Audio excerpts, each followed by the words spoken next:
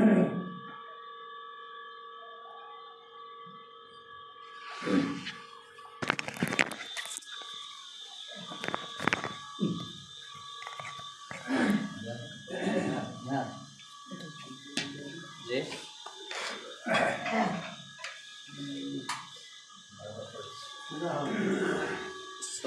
عليكم ورحمة الله وعليكم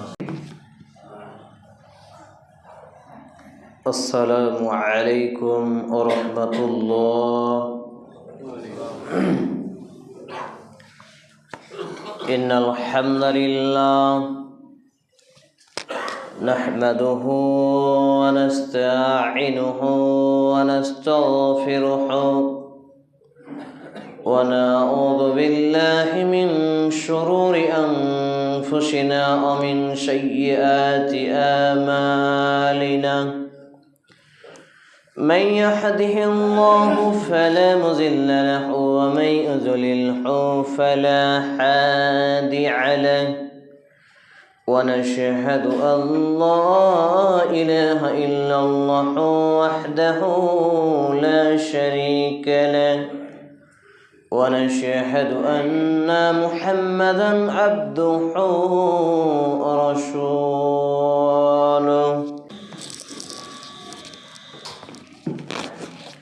الحمد لله رب العالمين والصلاة والسلام على رسوله الكريم وعلى آله وصحبه أجمعين. أما بعد،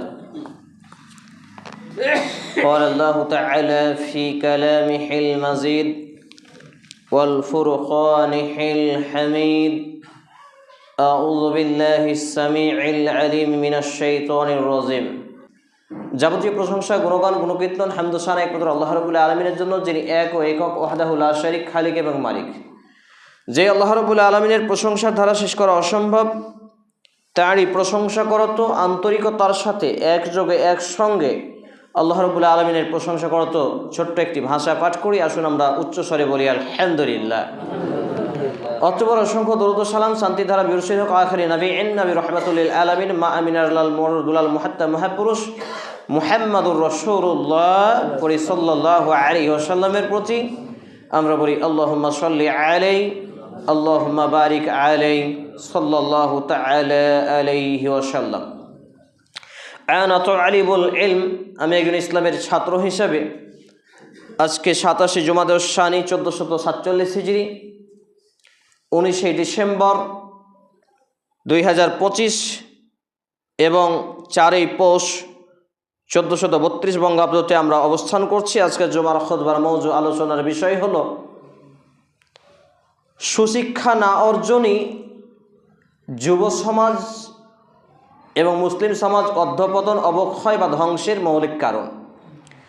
উল্লেখিত বিষয়ের প্রতি পবিত্র কোরআন এবং সেই সুন্নাহর আলোকে এক গুরুত্বপূর্ণ তথ্য ও তথ্যবহুল বিবরণের আপ্রাণ প্রচেষ্টা রাখছি ইনশাআল্লাহ আজিজ।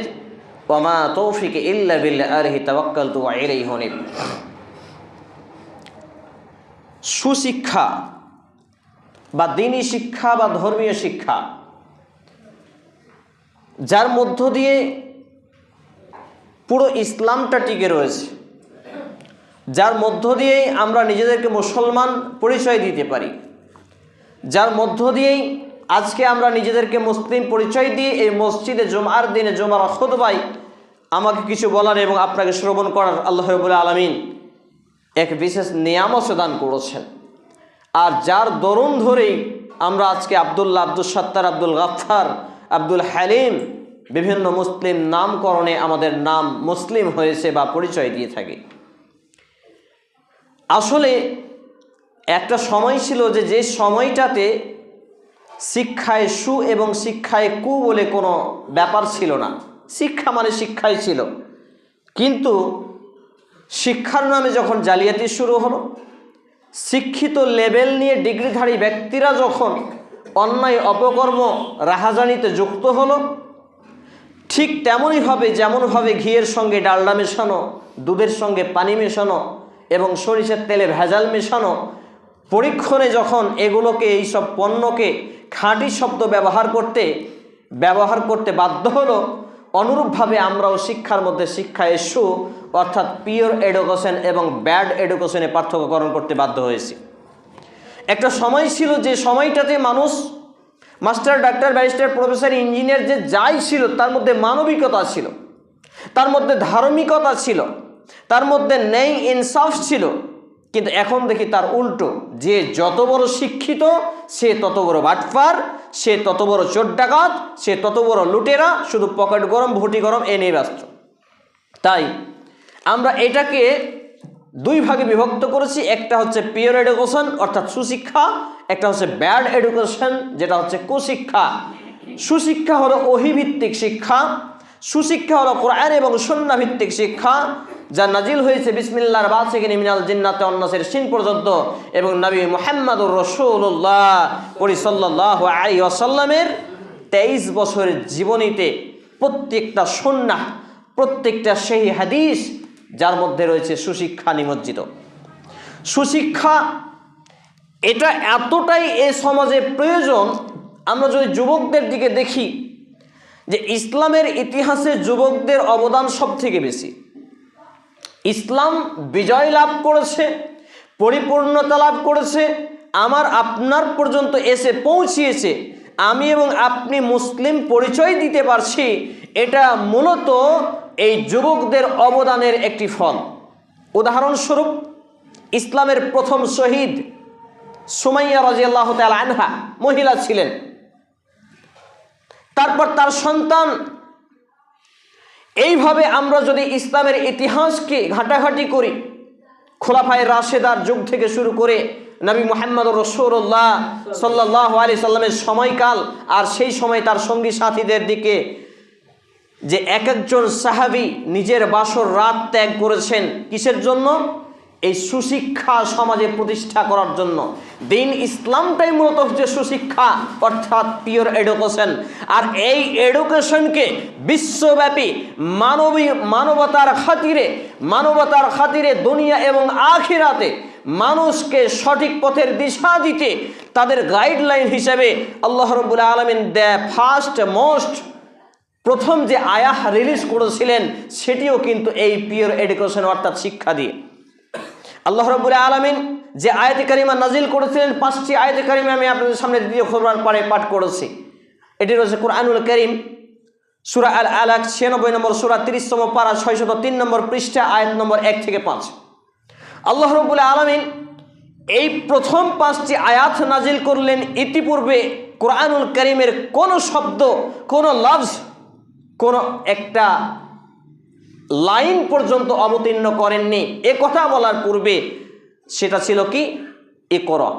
সে শব্দটা ছিল কি? ইকরা। অর্থাৎ নবী মুহাম্মদুর রাসূলুল্লাহ সাল্লাল্লাহু আলাইহি ওয়াসাল্লামের উপরে প্রথম the most important topic and subject হিসেবে, ফার্স্ট ইবাদত হিসেবে যে আয়াতে কারিমা, যে লাইনটুকু, যে শব্দটুকু নাজিল করলেন লাউহে মাহফুজ থেকে, জিবরিল আলাইহিস সালাম মারফুজ নবী মুহাম্মদুর রাসূলুল্লাহ সাল্লাল্লাহু আলাইহি সাল্লামের কাছে হেরা গুহাতে, সে শব্দটা ছিল ইকরা বিসমি রাব্বিকাল্লাযী খলাক। পাঠ করুন আপনি আপনার পালনকর্তার নামে, প্রতিপালকের নামে। খলাকাল ইনসানা মিন আলাক, যিনি মানুষকে রক্ত জমাট বাঁধা রক্তপিণ্ড থেকে সৃষ্টি করেছেন। খলাকাল ইনসানা মিন আলাক ইকরা রাব্বুকাল আকরাম, পাঠ করুন আপনার পালনকর্তা মহা দয়ালু। আল্লাহ রাব্বুল আলামিন তারপর জানালেন যে মানুষকে তিনি শিক্ষা দিয়েছেন যা মানুষ জানতো না, কলমের সাহায্য দিয়ে। আর পাঠ করুন আপনার প্রতিপালক মহা দয়ালু। এই 5টি আয়াতে কারিমা আল্লাহ রাব্বুল আলামিন প্রথম নাজিল না করে এরকমও তো আয়াত আমাদেরকে নাজিল করতে পারতেন নাকি, যে আকিমিস সালাহ, নামাজ কায়েম করো, সালাত আদায় করো, ইতাইজ যাকাত, যাকাত প্রদান করো, ওয়াল হাজ্জু, হজ সম্পাদন করো, সৌমে রমাজান মাসের সিয়াম পালন করো, এগুলো তো নাজিল করতে পারতেন। কিন্তু তাওহীদের পরে, ঈমানের দাবির পরে মুসলমান হিসেবে দ্বিতীয় ইবাদত যেটুকু আমাদের সামনে আছে সেটা হচ্ছে সলাত। আর এই সলাতের বিধান প্রত্যেক মুসলমান নারী পুরুষের উপরে ফরজ হয়। মুরু আওলাদুকুম বিসসালাহ, যখন তার বয়স হয় 7 তখন তাকে আদেশ করো, যখন 10-এ আসে তখন একটু প্রহার করে হলেও মসজিদমুখী করো, অর্থাৎ নামাজে পাঠাও। তাহলে এই যে 1 থেকে 7 বছরের সময়সীমাটা, যে সময়টা আমার এবং আপনার উপরে সলাত ফরজ হলো না, রোজা ফরজ হলো না, যাকাত ফরজ হলো না, হজ ফরজ হলো না, তো এই সময়সীমাটুকু কোনো ইবাদত এখনো ফরজ হয়নি। তাহলে এই সময়টুকু, যেই সময়টা কোনো ইবাদত ফরজ হয়নি, আমরা মনে করি এই সময়টার প্রথম ফরজ ইবাদত কোনটা? বোঝাতে পারছি না। সমস্ত কিছুর আগে প্রথম ফরজ ইবাদত হলো মুসলিম জীবনে ইকরা বিসমি রাব্বিকাল্লাযী খলাক, অর্থাৎ সুশিক্ষা অর্জন করা, পিওর এডুকেশন গ্রহণ করা, যেটা আমরা বিভিন্ন ভাষায় বলি। বাংলায় শিক্ষা, হিন্দিতে শিক্ষা, ইংরেজিতে এডুকেশন, এডুকাটম, এডুকেয়ার ইত্যাদি বিভিন্ন ভাষা রয়েছে এর। তাহলে এই শব্দটা আল্লাহ রাব্বুল আলামিন নাজিল করলেন কেন? আমি যে কথা বলছি, আমি যে কথা শুনছি, আমি যে কথা মানুষকে বোঝাবো, আমি যে মানুষের কথা শুনবো, তাহলে মানুষের কথা বুঝতে, শুনতে, জানতে, প্রচার করতে, মানুষকে বোঝাতে সব কিছুর পূর্বে আমার এবং আপনার কিসের প্রয়োজন? শিক্ষার প্রয়োজন। বোঝাতে পারছি না বোধহয়, বুঝতে পারছেন আমার কথা? এই যে মসজিদটা নির্মাণ হয়েছে, এটা কি শিক্ষাবিহীন নির্মাণ হয়েছে? রাজমিস্ত্রি, দক্ষ মিস্ত্রি দ্বারা নির্মাণ হয়েছে। এই যে মাইকটায় কথা বলছি, এটাও যিনি আবিষ্কার করেছেন, এটাও তিনি কিসের মাধ্যমে? শিক্ষার মাধ্যমে। একটা বই রচনা করেছি, লিখেছি, আলহামদুলিল্লাহ ইতিমধ্যে 16খানা বই লেখার তৌফিক দিয়েছেন আল্লাহ তাআলা, তার মধ্যে এটি একটি। তো এই যে বইটা আমি লিখেছি, এই বইটা কি বিনা শিক্ষা ছাড়াই লেখা হয়েছে? না। তাহলে দুনিয়া হোক বা দিন হোক, দিন অথবা দুনিয়া, যে কোনো ক্ষেত্রে শিক্ষা ছাড়া কোনো কিছু সম্ভব নয়। আজকে বিশ্বব্যাপী মুসলিমদেরকে জঙ্গি, টেররিস্ট, আতঙ্কবাদী, দেশদ্রোহী, আরও মোল্লা, বিভিন্ন রকমের উগ্রবাদী, এইরকমভাবে ট্যাগ লাগিয়ে বিশ্ব মিডিয়া, ভারতীয় মিডিয়া, বিভিন্ন রাজনৈতিক দল আজকে মুসলমানদেরকে ফুটবলের মতো ব্যবহার করছে। কেন? মুসলমানদের পিওর এডুকেশন অর্থাৎ সুশিক্ষা নেই বলে। আজকে মুসলমান, তাদের মধ্যে সুশিক্ষা না থাকার একটি বাস্তব ফলাফল, যে জায়গাটা হয়তো জীবনে দেখতে পাবো কিনা ভাবনা ছিল না, আপনাদের এখানে খুতবা দিতে আসার বদৌলতে দেখতে পেলাম রাস্তার ধারে, যেটা বাবরি মসজিদের বিভিন্ন ফিস্টন টাঙা আছে, ওইটাই নাকি বাবরি মসজিদ যেটা উদ্বোধন হলো। রাজনৈতিকভাবে মসজিদ নির্মাণ করতে হবে এরকম কোনো ইতিহাস ইসলামের ইতিহাসে নেই। এটা ইসলামকে কেলেঙ্কারি করা।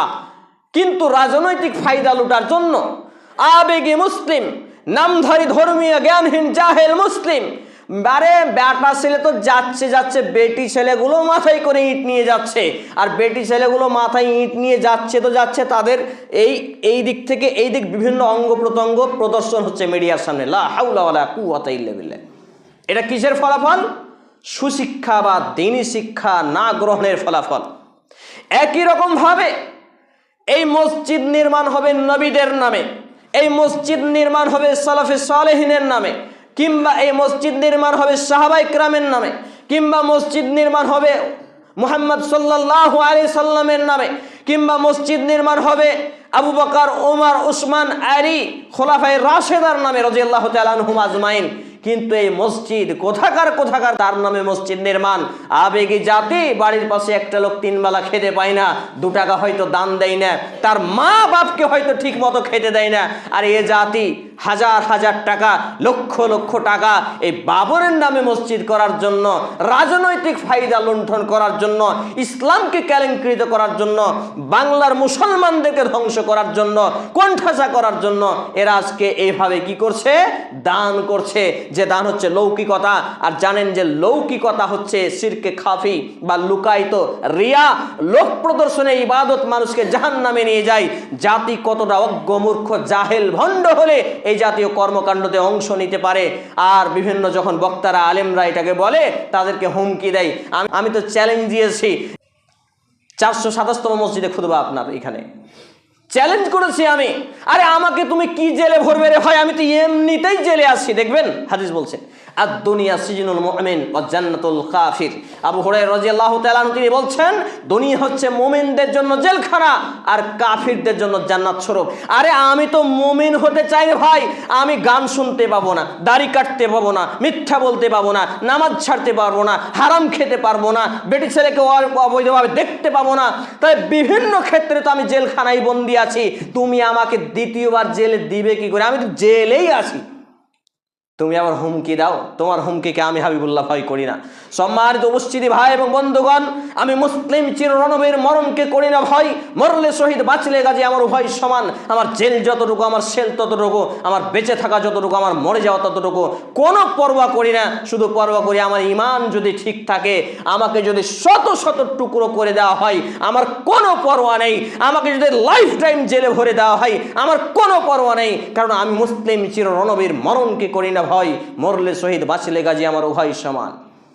সম্মানিত উপস্থিতি ভাই এবং বন্ধুগণ, একই রকম ভাবে আজকে বিশ্বব্যাপী মুসলমানদেরকে দেশদ্রোহী জঙ্গি তকমা লাগানোর একটা সুযোগ পাওয়ার মুখ্য এবং সূক্ষ্ম কারণ, দীর্ঘ 23 বছর যাবৎ ইসলামের গবেষণা করার ফলস্বরূপ আমি যেটুকু উপলব্ধি করেছি সেটুকু হচ্ছে মুসলমানরা বিসমিল্লাহর বাসিকিন মিনাল জিন্নাতে অন্নাসের সিন পর্যন্ত কোন অংশে তারা জ্ঞান রাখে না, কোন অংশে তারা পড়াশোনা করে না, কোন অংশে তারা চর্চা গবেষণা করে না। যদি তারা পড়াশোনা করত, গবেষণা করত, ওয়াল্লাহি আল্লাহর কসম মুসলমানদেরকে অন্যরা ফুলের মালা দিয়ে বরণ করত। আমি এটার সাক্ষী। এর সাক্ষী আমি। আমার শিক্ষক ছিলেন একজন ব্রাহ্মণ, আমার প্রতিবেশী অমুসলিম হিন্দু, কিন্তু তারা আমার আচার আখলাক, ব্যবহার, উঠা বসা, চলাফেরা, খাওয়া দাওয়াতে এতটাই সন্তুষ্ট, শুধু বলে হাবিবুল্লাহ আপনার মতো যদি মানুষ হতো, মুসলমান তো বোধহয় এমনই হয়, যদি আপনার মতো হতো। কেন এই কথা বলে? আমি সর্বদা আগে ধার্মিক হওয়ার পাশাপাশি মানবিক হই, কারণ ইসলাম হচ্ছে মানবিকতার ধর্ম। যে যত বড় ধার্মিক সে তত বড় মানবিক, যে যত বড় ধার্মিক সে তত বড় মানবিক। এই জন্য ইসলাম হচ্ছে মানবিকতার ধর্ম। আজকে মুসলমানদেরকে জঙ্গি টেররিস্ট বলছে, একটা মুসলমান আর একটা মুসলমান একই মায়ের পেটের দুই ভাই, কোনো একটা জমি জায়গা নিয়ে খটকা হয়েছে, এই ভাই ওকে হত্যা করে দিয়েছে। এদেরকে জঙ্গি বলবে না কাকে বলবে বলেন? বোঝাতে পারছি ব্যাপারটা? একই মুসলমান, একই মায়ের পেটের ভাই, 7 বিঘা জমি নিয়ে বাপ মারা গেছে, 36 বছর হয়ে গেল। বড় ভাই জমি খায়, মেজো ভাইকে দেয় না। ভাইরা জমি নিয়েছে, বোনকে দেয়নি। ভাই মারা গেছে, ভাবি মারা গেছে, সন্তান সন্ততি রয়েছে, তাদেরকে নাকি মজলুম মিরাজ করেছে, মিরাজ থেকে মাজলুম করে দিয়েছে। নাউযুবিল্লাহি মিন যালিক। এর তো কোনো বিধান ইসলামে নেই।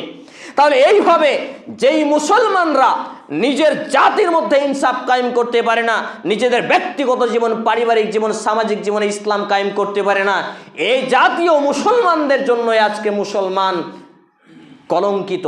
এই জাতীয় মুসলমানদের জন্যই মুসলমান আজকে দেশদ্রোহী। যেই লোকটা মুতে পানি নেই না, ওই লোকটা বলছে মৌলবিগিরি, মাওলানাগিরি এখানে দেখা হয় না, বাবরি মসজিদ নির্মাণ করবো। নাউযুবিল্লাহি মিন যালিক। ভাবতে পারছেন ব্যাপারটা? বুঝতে পারছেন? এটা হচ্ছে একটা জাহেলিয়াত। ধর্মের নামে সব থেকে বড় ভণ্ডামি, নোংরামি, রাজনৈতিক দুনিয়াবি ফায়দা লুটার জন্য আলেমকে পর্যন্ত হুমকি দিচ্ছে। কিন্তু ঘটনা হলো আলেমরাও কিছু কিছু অবস্থায় চুরি পড়া হয়ে গেছে। এদের কলিজা খুবই দুর্বল। আরে বাঁচতে হলে একদিন বাঁচবে, সিংহের মতো বাঁচবে। আরে বাঁচতে হলে 1 সেকেন্ড, 1 ঘন্টা বাঁচবে, সিংহের মতো বাঁচবে। বিড়ালের মতো ম্যাও ম্যাও করে বেঁচে থাকার আলেমদের কোনো সুযোগ নেই।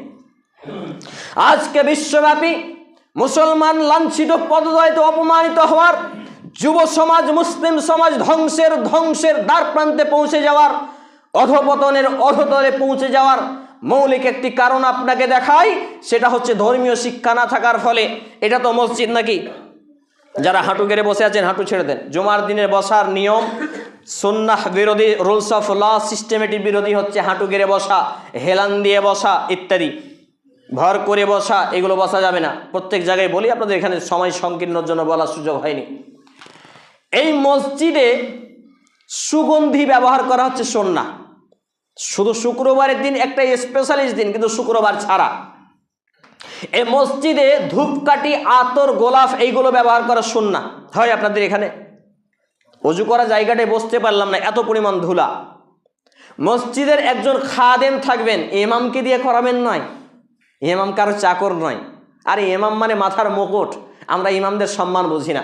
এই জন্য ইমাম ইবনুল কাইয়্যিম রাহিমাহুল্লাহ আল জাওজি তিনি বলছেন যে জেনে রাখো, যে জাতি তার আলেম এবং উলামাইদের সম্মান করে না, মূল্যায়ন বুঝে না, জেনে রাখো ওই জাতি ধ্বংসের দ্বার প্রান্তে পৌঁছে গেছে।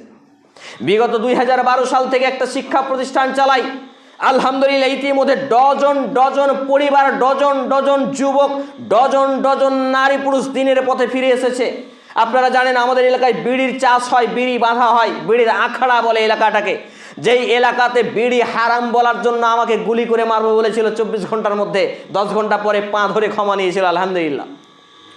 যেই এলাকাতে বিড়ি হারাম বলার জন্য কত রকম ষড়যন্ত্র হয়েছে, সেই এলাকাগুলো থেকে বিড়ির উপার্জন ছেড়েছে ডজন ডজন মানুষ, ডজন ডজন পরিবার এই নগণ্য ব্যক্তির মাধ্যম দিয়ে। তারপর তারা এই পথে ফিরে এসেছে। কিন্তু একটা শিক্ষা প্রতিষ্ঠান আমি চালাতে যাচ্ছি, বিগত 2012 সাল থেকে চালাই, তার ভিত্তি স্থাপন নিজে করেছি। আমরা কালেকশন করি না, জুমার ঘরে আসি, মানুষকে বলি, মানুষ যা সাহায্য দেয়, 1 টাকা কোনো কমিশন নেই, সমস্ত টাকা সেখানে ব্যয় হয়, দাওয়াতি কাজে ব্যয় হয়।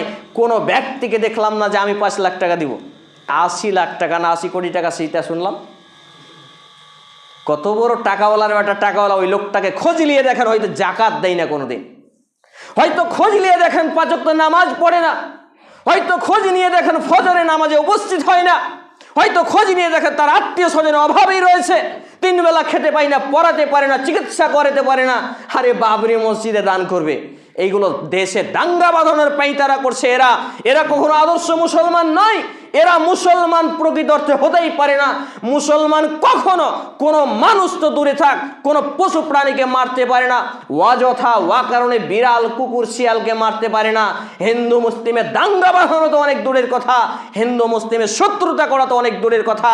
আল আমিন এবং আস-সাদিক মুহাম্মাদুর রাসূলুল্লাহ সাল্লাল্লাহু আলাইহি সাল্লামকে কেন বলা হয়েছিল? তার জীবনী কি আমরা পড়েছি? মুহাম্মাদুর রাসূলুল্লাহ সাল্লাল্লাহু আলাইহি সাল্লামের জীবনী কি আমরা পড়েছি? কজন মুসলমান পড়ে, কজন যুবক পড়ে? আজকে অ্যান্ড্রয়েড মোবাইল প্রত্যেকটা ঘরে ঘরে, এক একটা ছেলের হাতে 80,000 90,000 টাকা মোবাইল। হঠাৎ করে কদিন আগে এক বাপ বলছে, এক সন্তানের বাপ, আমার ছেলে 80,000 টাকা দিয়ে অ্যান্ড্রয়েড নিয়েছে। কি? অ্যাপেল। আমি বললাম 80,000 টাকা দিয়ে আপনার ছেলে মোবাইল নিয়েছে? বলছে হ্যাঁ, মোবাইলটা খুবই ভালো, খুবই দামি, খুব গর্ব করছে। তাই আমি বললাম আপনার বাড়িতে যে বেটি ছেলেগুলো গোসল করে, আপনার স্ত্রী বেটিগুলো, আর রাস্তার লোকজন রাস্তা দিয়ে হেঁটে যায়, এ তো সরকারি প্রোডাকশনের মতো সবাই দেখে, চোখের ক্ষুধা মিটায়, গোসল করে রাস্তার ধারে, আপনার লজ্জা করা উচিত। তাহলে মুসলমান সুশিক্ষায় সুশিক্ষিত না হওয়ার ভয়াবহতা বুঝতে পারছেন? যে আজকে মুসলমান কোথায় কোন জায়গায় ব্যয় করতে হবে, কোথায় কোন জায়গায় আয় করতে হবে, কোথায় কোন জায়গায় খরচ করতে হবে, এর কোনো জ্ঞান নেই বলেই মুসলমান আজকে লাঞ্ছিত। ঠিক মতো হয়তো খাবার জায়গা নেই, ঘুমানোর জায়গা নেই, 10 টাকা 100 টাকা দিয়ে একটা ইসলামিক বই, ইসলামিক সাহিত্য, কোরআন সুন্নাহর পথে ব্যয় নেই। 80,000 টাকা দিয়ে মোবাইল নিয়েছে, 20,000 30,000 25,000 টাকা বলা প্রায় যুবকের হাতে মোবাইল। মোবাইল নিয়ে কি করে? প্রত্যেক মাসে 200 400 500 রিচার্জ করে, আর এর মাধ্যমে টিকটক, ভিগো, ক্রাইম পেট্রোল, সিরিয়াল, ফিল্ম, নাচ, গান, আর কত রকমের নোংরামিতে জুড়ে আছে। আর আছে তো আছে, সেটা আপনাদের নদিয়া জেলারই নাকি ওই ছোকরা ছোনা শফিক না কি বলে, এরা মুসলমান সমাজকে ধ্বংস করেছে, আর মুসলমান এগুলো গিলে খাচ্ছে। বাপ মা যদি যোগ্য হতো তাহলে এরা কখনো ছেলে মেয়েকে এ পথে পা বাড়াতে দিত না। আর ছেলে মেয়েকে এ পথে পা বাড়াতে দিচ্ছে মানে বুঝতে হবে যে বাপ মা অযোগ্য কাপুরুষ। কারণ ধানের বীজ ছিটিয়ে গম হয় না। হয় আপনি ধানের বীজ ছিটালেন, গম হয়ে যায়? তখন তো হয় না। আমি বলেছি যারা এ জাতীয় বিভিন্ন রকমের ভিডিও ক্রিয়েট করে, বিভিন্ন রকমের ভিডিও বানায়, তৈরি করে। এরা জাতিকে বোকা বানিয়ে ধোঁকা দিয়ে টাকা উপার্জন করে সমাজে অশ্লীলতা, বেহায়াপনা, নোংরামি, বেলিজ্জাপনা, মূর্খতা পর্যন্ত এরা তৈরি করে, যে এদের দিয়ে সমাজকে, মুসলমান সমাজকে নোংরামি, বর্বরতা, মূর্খামি, জাহেলিয়াতে ভরে দাও। ওরাই তোরাই কাট, তোরাই মার, তোরাই মর। এটা হচ্ছে থিওরি। বোঝাতে পারলাম না? একটা নিউজ দেখছিলাম, সম্ভবত এই লালগোলা সাইড না কোন দিকে একটা নিউজ দেখছিলাম। একটা সিভিক পুলিশ আর একটা লোকের বাড়িতে হিরোইন রেখে ফাঁসাচ্ছে। এটাকে বাচ্চা পাড়াই করা আছে, ওর বাপ মা ছোটবেলায় পাড়াই করে দিয়েছে, গরুর গোশ খায়। কার কথা শুনে? মুসলমানকে দিয়ে মুসলমানকে ধ্বংস করার পাঁইতারা। এটা হচ্ছে রাজনৈতিক একটা ফায়দা। আমি এটাকে এইভাবে বলি, মুসলমান আজকে শিক্ষাগত যোগ্যতা নিজেদের সুশিক্ষা হারিয়ে দেওয়ার ফলে, কোরআন এবং সুন্নাহর শিক্ষা না অর্জনের ফলে, আল্লাহ এবং তার রসুলের বিধিবিধানের কাছে মাথা নত না করার ফলে, মসজিদ মুখে, মাদ্রাসা মুখে আলেমদের সম্মান না করার ফলে তাদের ফলাফল এটা হয়েছে, এতটাই নোংরামি পর্যায়ে গিয়েছে যে তারা যেতে যেতে যেতে যেতে একেবারে পশু প্রাণীর মতো হয়ে গেছে। আল্লাহ রাব্বুল আলামিন বলছেন সূরা আত-তিন 95 নম্বর সূরা আয়াত নম্বর 4, লাকাদ খালাকনাল ইনসানা ফি আহসানি তাকওয়িম। মানুষকে সুন্দর অবয়ব গঠন আকৃতিতে সৃষ্টি করা হয়েছে, অর্থাৎ আল্লাহ তাআলা সৃষ্টি করেছেন। এর মানে হলো এইটা যে আকাশের চাঁদের থেকে সুন্দর, পূর্ণিমা রাত্রির চাঁদের থেকে সুন্দর, সেই জঙ্গলের হরিণের থেকে সুন্দর, আসমানের সূর্য থেকে সুন্দর, পৃথিবী এবং পৃথিবীর মধ্যে এমনকি ফেরেশতার থেকে সুন্দর হচ্ছে মানুষ। কিন্তু সুম্মা রাদাদনাহু আসফালা সাফিলিন, তারা যদি আল্লাহ প্রদত্ত বিধান না মানে, রাসূল সাল্লাল্লাহু আলাইহি সাল্লামের আদর্শে আদর্শিত জীবন গঠন না করে, খামখেয়ালি মার্জি মতো চলাফেরা করে, তাহলে তারা সুম্মা রাদাদনাহু আসফালা সাফিলিন, তারা নিচে নামতে নামতে পশু প্রাণী, গরু, ছাগল, কুকুর, শৃগাল থেকেও খারাপ হয়ে যায়। প্রায় একই পর্যায়ের কথা আল্লাহ রাব্বুল আলামিন বলছেন সূরা আরাফ 7 নম্বর সূরা আয়াত নম্বর 179। আল্লাহ রাব্বুল আলামিন বলছেন যে নিশ্চয় আমি বহু জিন এবং মানুষকে জাহান্নামের জন্য সৃষ্টি করেছি, যাদের চক্ষু রয়েছে, চক্ষু দ্বারা দেখে না, কর্ণ রয়েছে, কর্ণ দ্বারা শুনে না, অন্তর রয়েছে, অন্তর দ্বারা উপলব্ধি করে না। বালহুম আজাল, তারা পশু প্রাণী, চতুষ্পদ জন্তুর থেকে নিকৃষ্ট হতে হতে হতে তার থেকেও নিকৃষ্ট। এর থেকে নিকৃষ্ট কি আর কেউ আছে? আস্তাগফিরুল্লাহিল আযীম। এবং তারাকে বলা হয়েছে এতটাই নিকৃষ্ট যে দেখতে মানুষ হলে তাদের কাজকর্ম, কথা, উঠা বসা, চালা খাওয়া, এভরিথিং তাদের হবে পশু প্রাণী থেকে খারাপ। আজকে আমার এবং আপনার সমাজে এ জাতীয় লক্ষ কোটি হাজার হাজার মুসলমানের বাচ্চা, মুসলমানের বীর্যতে জন্ম পাওয়া বাচ্চা হয়, যাদের বাপ মা হয়তো ব্লু ফিল্ম দেখে, হয়তো পর্নোগ্রাফি দেখে, হয়তো ভিডিও অ্যাডাল্ট ফিল্ম দেখে, হয়তো সিনেমা দেখে তারা সহবাসে লিপ্ত হয়েছে স্বামী স্ত্রীতে, তারপর এইরকম বীজ দিয়ে এইরকম গাছ বা চারা বাহাল হচ্ছে।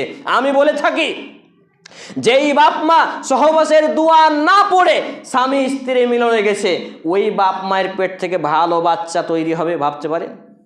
ভালো ছেলে মেয়ে জন্ম নেবে ভাবতে পারেন? ইমাম বুখারী হবে, ইমাম ইবনুল কাইয়িম হবে, কে হবে? ওই যে আবু জাহাল, আবু লাহাব হবে, ওই নেতাটার মতো হবে। সম্মানিত উপস্থিতি ভাই এবং বন্ধুগণ, আজকে এভাবে মুসলমানদেরকে বোকা বানিয়ে ধোকা দিয়ে জাতিকে লুণ্ঠিত, কলঙ্কিত করে, জাতিকে পদদলিত, বঞ্চিত করে, আজকে যেমন মুর্শিদাবাদটাকে বিড়ির কারখানা শিল্প করে দেওয়ার জন্য এখানে কোনো রকম উন্নয়ন রাখা হয়নি, কারণ তামাক দিয়ে তোমরা দিনরাত ঘাঁটো আর ক্যান্সারে হও। আজকে সব থেকে বেশি ক্যান্সার রোগী এই মুর্শিদাবাদের মধ্যে, আপনি তদন্ত করে দেখবেন। আজ থেকে 10 বছর আগে এত ক্যান্সারের রোগী ছিল না। এত ক্যান্সার কেন হচ্ছে? এত ক্যান্সারের রোগী কোথা থেকে হচ্ছে? আরে বাচ্চা ছেলেটাকে 1-1.5 মা আমাকে বলছে, অত যদি বলছেন তো ছেলের মা কে হলো 6 মাসের ছেলে, ও তো বিড়ি খায় না, তাহলে ওকে কি করে ক্যান্সার হলো? ওর মায়ের দুধ খায়নি? ওর বাপ যে বিড়ি খায় তোর বাপের বীর্য থেকে হয়নি? তাহলে তার ডিএনএটা কোথায় যাবে? তাহলে আমাদের মেডিকেল সায়েন্সের জ্ঞান নেই, শুধু যে আমরা চালাক তা কিন্তু নয়, দুনিয়ারও আমাদের তেমন জ্ঞান নেই। মেডিকেল সায়েন্সের যাদের জ্ঞান আছে তারা উপলব্ধি করতে পারবেন। সম্মানিত উপস্থিতি ভাই এবং বন্ধুগণ, সময় আরও 5 মিনিট ওভারটেক করছি, হয়তো আপনাদের এখানে 12:30টায় খুতবা শেষের নিয়ম নাকি, কিন্তু আধা ঘন্টায় খুতবা শেষ করার বিধান পৃথিবীতে আসমানের নিচে জমিনের উপরে কোরআনের একটি আয়াত, একটি হাদিস, একটা সলাফদের কল পর্যন্ত নেই। বোঝাতে পারছি না। 427তম মসজিদে খুতবা, আজকে আপনাদের মসজিদ নিয়ে 426টা মসজিদে ইতিমধ্যে খুতবা হয়েছে। প্রত্যেক জায়গায় খুতবা দিয়ে আমি টাইম ওভার করেছি আর চ্যালেঞ্জ করেছি যে একটা কোরআনের আয়াত, একটা হাদিস, একটা সলাফদের কল আপনি আমাকে থ্রো করবেন, আমাকে পরিবেশন করবেন যে আধা ঘন্টায় 30 মিনিটে জুমার খুতবা শেষ করতে হবে, মাথা নত করে মেনে নেব। আজ পর্যন্ত কেউ প্রমাণ করতে পারেনি। সম্মানিত উপস্থিতি ভাই এবং বন্ধুগণ, जुमा का खुतबा का मौजू छोटा होना चाहिए, लेकिन छोटा का मतलब ये तो नहीं है कि आधा घंटा में ख़त्म किया जाए। এরকম তো কোনো বিধান নেই। ছোট করার মানে তো 30 মিনিট নয়। অতএব জুমার খুতবা শুরু হবে একটা টাইমে, শেষ হবে কখনো 10 মিনিট আগে, কখনো 10 মিনিট পরে, বা 2-4-5 মিনিট ওভারটেক হবে। এটা হচ্ছে বিধান। এবারে আমি চলে আসি যে আমাকে এবং আপনাকে আল্লাহ রাব্বুল আলামিন যে প্রথম বিধান দিলেন সেটা হচ্ছে শিক্ষা। আজকে মুসলমান ঘরে জন্মগ্রহণ করার পরে মুসলমানের বাচ্চা হাজারে নয় লাখে কজন কোরআন পড়তে পারে বলে? লক্ষতে কতজন মুসলমানের বাচ্চা কোরআন পড়তে পারে? আমি এক্ষুনি খুতবা শেষে মসজিদের গেটে দাঁড়ালাম, একজন করে ধরছি আর গেট পাস করছি। ভাই কোরআন পড়তে জানেন? না, শিখিনি। ভাই কোরআন পড়তে জানেন? না। বাবাজি কোরআন পড়তে জানেন? চাচা কোরআন পড়তে জানেন? একটা একটা করে ধরলে দেখা যাবে অর্ধেক নয় 90% মুসল্লি ফেলওয়ার হয়ে যাবে। তাহলে এইটা যদি হয় মুসলমানদের অবস্থা, তাহলে এই মুসলমানদেরকে জঙ্গি বলবে না, আতঙ্কবাদী বলবে না, ধ্বংস হবে না এরা? অন্যরা এদেরকে হন্য হয়ে ক্ষুধার্ত বাঘের মতো খাবে না তো খাবে কে? অতএব কোরআন এবং সুন্নাহর বেসিক ইলম অর্জন করুন। এই যে মসজিদ পরিষ্কার পরিচ্ছন্ন নয় শিক্ষা না থাকার ফল, আজকে আপনার ছেলে আপনার মেয়ে পর্যন্ত ফেসবুকে এসে, শুধু আপনাকেই বলছি এমনটি নয়, লাইভ হচ্ছে, ক্যামেরা হচ্ছে বলে এই যে ফেসবুকে এসে ছেলেরা তো যা নোংরামি করছে গো। স্বামী স্ত্রী একটা বক্তব্য শুনছি, কোরআন তেলাওয়াত শুনছি, হঠাৎ একটা ভিডিও চলে এলো ফেসবুকে, বেটি ছেলেটা এসে কাপড় খুলছে, আস্তাগফিরুল্লাহ। স্বামী স্ত্রী একই সঙ্গে মোবাইল দেখা যায় না। চিন্তা করেছেন? যদি আমার ছেলে মেয়ে একদিন 5 বছর 7 বছর বয়স হলো ছেলে মেয়ের, আমি মোবাইল দেখাই না 5 মিনিটও নয়, সেই দিন মুখ ভরে আমাকে বলছে আব্বু একটু কোরআন তেলাওয়াতটা শুনবো, আমার সঙ্গে শুনতে শুনতে এমন একটা অ্যাড চলে এসেছে মেয়েদের, আমার ছেলে মেয়ে দুটোই সাইডে সরে গেছে, অথচ ছেলের বয়স 7 বছর জুটেনি, মেয়ের বয়স 5 বছর।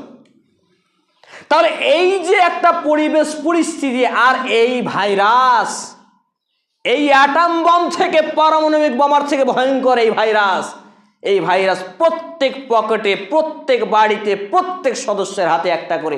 এতে free fire, PUBG, ludo, crime petrol যত যা আছে, আর কোরআন এবং সুন্নাহর ইলম অর্জন ছাড়া, কোরআন এবং সুন্নাহর জানকারি এখান থেকে নেওয়া ছাড়া বাকি যা কিছু এতে করবেন সবই হচ্ছে শূকরের রক্ত মাংসে হাত ডুবিয়ে রাখার মতো পাপ। বলি নাউজুবিল্লাহি মিন জালিক। অনেকেই বলছে একটু ক্রিকেট খেলা দেখছি, আইপিএল আসছে না, আইপিএল নামাজে ইমামকে বলে তাড়াতাড়ি নামাজটা শেষ করবেন, আজকে ম্যাচ আছে দেখতে হবে। কলকাতা, ওর বাপের টিম, ওর বাপ কলকাতার টিম কিনে রেখেছে, কলকাতার খেলা দেখবে। এভাবেই জাতি আজকে পদদলিত, লাঞ্ছিত, বঞ্চিত হচ্ছে। আর বিভিন্ন ব্যক্তি মনে করে 2-4 ক্লাস পড়ে একটু master, doctor, barrister, engineer, professor degree পেলেই বাস সফল। এই সফলের কোনো মূল্য আছে? যখনই মালাকুল মউত আত্মা খানকে টেনে হেঁচড়ে ছিঁড়ে বের করে নেবে, তখন আপনাকে লাথি মেরে কবরে গ্রামের লোকজন রেখে চলে আসবে। আসলে লাথি মারে না, কিন্তু লাথি মারার মতোই করে। কেন? আমাকে আপনাকে গেঁড়ে চলে আসলো, খুব আমি নামি দামি লোক ছিলাম, বাড়ি গাড়ি, টাকা পয়সা সব কিছু ছিল, কিন্তু এখন লোকজন আশেপাশ দিয়ে যায়, কবরস্থানের পাশ দিয়ে যায়। আরে কবরস্থানের পাশ দিয়ে যাওয়ার দুয়াটাও জানে না, লাথি মারা নয়, কবরের ওপর দিয়ে হেঁটে চলে যায়। আপনার মরা 2-4 বছর হয়ে গেছে, আবার আরও কেউ আত্মীয় স্বজন মরেছে, আপনার কবরের ওপরে চেপে বসে থাকছে এই জাহেল জাতি। আস্তাগফিরুল্লাহাল আযীম। এইভাবে জাতি বিভিন্ন দিক দিয়ে ধ্বংসের দ্বার প্রান্তে পৌঁছে গেছে। যদি তারা প্রত্যাবর্তন না করে, কনভার্ট না করে, রিকভারি না নেয়, ব্যাকআপ না নেয়, ফিরে না আসে, তারা আরও অধপতনের অধতলে তলিয়ে যাবে। বিজাতীয়রা তাদের কচুকাটা করবে, পিস পিস করে দেবে, টুকরা টুকরা করে দেবে। নবী মুহাম্মদুর রাসূলুল্লাহ সাল্লাল্লাহু আলাইহি সাল্লাম বলছেন যে একদা নবী সাল্লাল্লাহু আলাইহি সাল্লাম সাহাবীদেরকে বলছেন, সঙ্গী সাথী অচিরেই দেখতে পাচ্ছি বিজাতীয়রা, বেঈমান, কাফের, নাস্তিক, মুরতাদরা তোমাদেরকে হায়নার মতো, ক্ষুধার্ত নেকড়ে বাঘের মতো তোমাদের উপরে ঝাঁপিয়ে পড়বে। ক্ষুধার্ত নেকড়ে বাঘ মাংসর পাতিলে যেভাবে ঝাঁপিয়ে পড়ে, নবী মুহাম্মদুর রাসূলুল্লাহ সাল্লাল্লাহু আলাইহি সাল্লামের এই কথা শুনে সাহাবায়ে কিরাম রাদিয়াল্লাহু তাআলা আনহুম আজমাইন চিন্তিত হলেন। বললেন, ইয়া রাসূলুল্লাহ, ইয়া হাবিবাল্লাহ, আমার পিতামাতা আপনার প্রতি কুরবানি হোক, উৎসর্গ হোক। হে আল্লাহ রসুল, হে আল্লাহর বন্ধু, আপনি বলুন সেই সময় কি আমাদের সংখ্যা, আমাদের জনবল, আমাদের শক্তি কি কম হবে? রসুল মুহাম্মদুর রাসূলুল্লাহ সাল্লাল্লাহু আলাইহি সাল্লাম বলছে, ক্বালা লা, না, সেই সময় তোমরা হবে সংখ্যাগরিষ্ঠ, সংখ্যা অধিক্য। আজকে 57টা মুসলিম কান্ট্রি, হাতে চুরি পরা কান্ট্রি দেখতে পান না? হাতে চুরি পড়া হেজেরা মার্কা কান্ট্রি, নামেই মুসলমান, কোনো কাজে নেই। এভাবে মুসলমানরা সংখ্যাই বেশি হবে, কিন্তু তাদের মধ্যে থাকবে দুটি জিনিস, হুব্বুদ দুনিয়া, দুনিয়ার মহব্বত, ভালোবাসা, সাকারাতুল মাউত, আর মৃত্যুর ভয়। তাহলে যার প্রতি দুনিয়ার মহব্বত আর মৃত্যুর ভয় থাকবে, এই জাতিকে হায়নার মতো, ক্ষুধার্ত নেকড়ে বাঘের মতো ঝাঁপিয়ে পড়ে খাবে, খড়খুঁটা আবর্জনার মতো এদের মূল্য থাকবে না। আজকে মুসলমানদের পরিণতি এই হয়েছে। এর হওয়ার কারণ হলো তাদের মধ্যে সুশিক্ষা নেই। আলোচনার শেষাংশে এসে আপনাকে বলতে চাচ্ছি যে হাদিসটি পাঠ করেছি, আন আনাস ইবনে মালিক রাদিয়াল্লাহু তাআলা আনহু ক্বাল, ক্বালা রাসূলুল্লাহ সাল্লাল্লাহু আলাইহি ওয়াসাল্লাম, তুআলাবুল ইলমি ফারিজাতুন আলা কুল্লি মুসলিম। আনাস রাদিয়াল্লাহু তাআলা আনহু তিনি বলছেন, নবী মুহাম্মদুর রাসূলুল্লাহ সাল্লাল্লাহু আলাইহি সাল্লাম বলেছেন, দ্বীন ইসলামের ইলমকে তলব করা, পড়াশোনা করা, চর্চা করা, স্টাডি, গবেষণা করা, আলা কুল্লি মুসলিম, তামাম ছোট বড়, যুবক বৃদ্ধ, নারী পুরুষ সকল মুসলমানের উপরে ফরজ করা হয়েছে। হাদিসটি বর্ণিত সুনানে ইবনে মাজাহ গ্রন্থের হাদিস নাম্বার 224, মিসকাতুল মাসাবিহ গ্রন্থের হাদিস নাম্বার 218, সহিহুল জামে সগীর গ্রন্থের হাদিস নাম্বার 3913 ক্রমিক নম্বরে, এছাড়াও বিভিন্ন গ্রন্থে হাদিসটি বর্ণিত হয়েছে। তাহলে কুরআনুল কারীমের সূরা আল আলাক 96 নম্বর সূরা 30তম পারা 603 নম্বর পৃষ্ঠা আয়াত নম্বর 1 থেকে 5 এবং এই হাদিসটি দুটি প্রমাণ করে মুসলমান জীবনের প্রথম শিক্ষা হলো ফরজ, প্রথম ইবাদত হলো ফরজ, ইবাদত হলো শিক্ষা।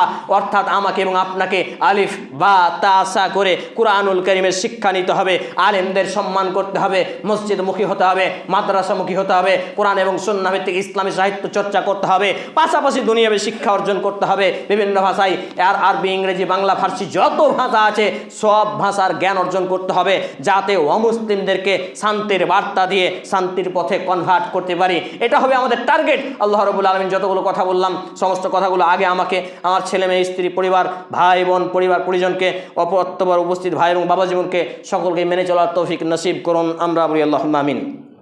হে আল্লাহ রাব্বুল আলামিন, আমরা যারা অসুস্থ আমাদেরকে পূর্ণ শেফায়ে কামেলা আজিলা দিন, আমরা বলি আল্লাহুম্মা আমিন। হে আল্লাহ রাব্বুল আলামিন, আমরা যারা অভাবী আমাদেরকে অভাবমুক্ত জীবিকা নির্বাহ করার তৌফিক নসিব করুন। আমরা বলি আল্লাহুম্মা আমিন। হে আল্লাহ রাব্বুল আলামিন, আমাদের যারা মুসলমান হয়ে মৃত্যুবরণ করেছে তাদের বিভিন্ন ভুল ত্রুটি ক্ষমা করুন, তাদের কবরের শান্তির বিছানা বিছিয়ে দিন। আমরা বলি আল্লাহুম্মা আমিন। বিশেষ করে আমার মা আজ 50 মাস যাবত দুনিয়া ছেড়ে চলে গেছেন। আমার আব্বা রাহিমাহুল্লাহ আলেম মানুষ ছিলেন, গত 3 আগস্ট দুনিয়া ছেড়ে চলে গেছেন, নানি চলে গেছেন। এভাবে যে বা যারাই মুসলমান হয়ে মৃত্যুবরণ করেছে, আল্লাহ তাদের জীবনে ভুল ত্রুটি ক্ষমা করুন, তাদের কবর শান্তির বিছানা বিছিয়ে দিন, তাদেরকে জান্নাতুল ফেরদাউস নসিব করুন। আমরা বলি আল্লাহুম্মা আমিন। এ দাবি, এ দোয়া, এ দরখাস্ত মহান আল্লাহ সুবহানাহু ওয়া তাআলার সামনে রেখে আমরা আমাদের জুমার খুতবা আলোচনা এখানে দিচ্ছি। অনলাইন বইঘর দীর্ঘ 9 বছরেরও বেশি সময় ধরে সারা ভারতে হোম ডেলিভারি করছে ইসলামিক বই, খাঁটি মধু, কালো জিরা ও জাইতুন তেল, আতর, খেজুর ও বিভিন্ন হালাল সামগ্রী। Mobile number 800 100 7990।